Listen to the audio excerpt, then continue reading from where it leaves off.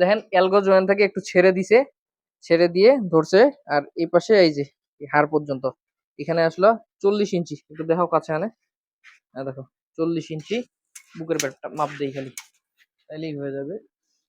এই দিস না, হ্যাঁ হ্যাঁ হ্যাঁ 40 ইঞ্চি। আর এই পাশে একটু কাছ থেকে ক্যামেরা দেখাতো, কত দেখাচ্ছে, দেখা যাচ্ছে কি না, দেখা যাচ্ছে 53 ইঞ্চি আছে, একেবারে মাথা সোজা করে আছে 53 আর 40। এখন আমরা এটা যোগ করি। বুকের ব্যাট হলো 53 ইঞ্চি, মানে বুকের ব্যাট দুইবার দিতে হবে। 53 গুণন 40 ইঞ্চি, 40 হলো এটার লম্বাটা, মানে দৈর্ঘ্যটা 40। এই যে এটা ভাগ দিলাম 660 দিয়ে, ওজন আসলো 170 কেজি। এটা হলো ফিতার মাপ। এখন এটা বাস্তবে স্কেলে তুললে আসলে এটার আসল ওজনটা জানা যাবে। এখন আমরা গরুটাকে স্কেলে তুলবো, ওইটা কিন্তু ওজন 170 কেজি আসছিল ফিতার মাপে। এনে দেখো তো 184 কেজি। স্ক্রিনে কিন্তু আপ এন্ড ডাউন করতেছে, এখানে আপ এন্ড ডাউন করে না।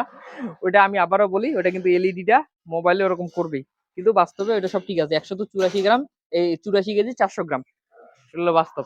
আমরা ওজন দিলাম 170 কেজি ফিতাতে।